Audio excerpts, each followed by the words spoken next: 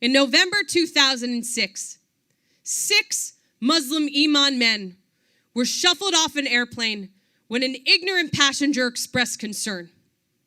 If she knew they were praying towards Mecca, would she still have remembered the terrorism of September 11th that plastered negative images of brown-skinned citizens in her head? And how come no one ever calls the county sheriff when the president says, God bless, or an Oscar winner thanks Jesus, yes, due to the shift in hate of the American psyche? Arabs and Muslims have had their hijab morphed to look like gun racks, the same way that Black Panther defense was systematically media purchased and transgressed to look like black men on the offensive to kill.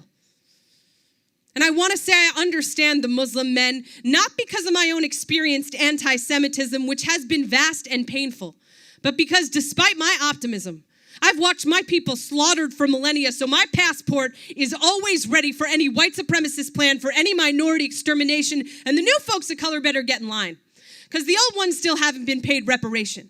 And while Black Americans are still lynched, fruitless, ghettoed by gentrification, Arabs and Muslims suffer Hollywood manipulation. Every big budget action flick's got a turban speaking Arabic, hijacking anything with wheels, striking bomb threat deals. But did you know the government escorted the bin Ladens back to Saudi Arabia on 9/11 because they're good buddies with George Bush? And did you ever ask your Serbian roommate at boarding school how many friends she watched die at the hands of American bombs that were supposed to save white Muslims in Bosnia?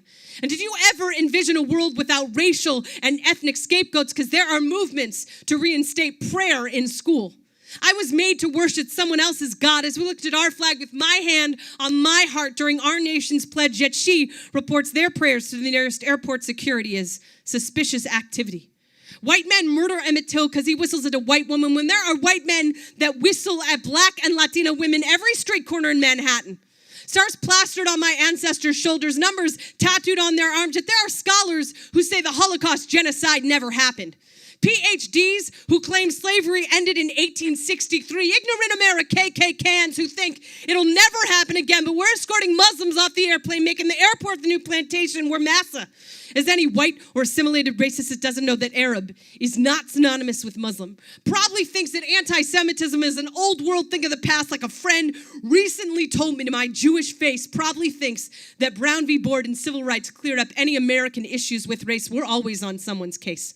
And we'll post their skin tone on wanted ads for extermination. We'll make them metaphorically pick cotton off some realistic plantation, and no one will have been paid reparations. So maybe you could be the new minority without the racism-proof vest.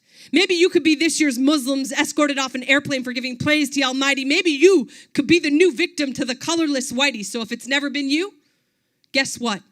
You could be next. Thank you so much.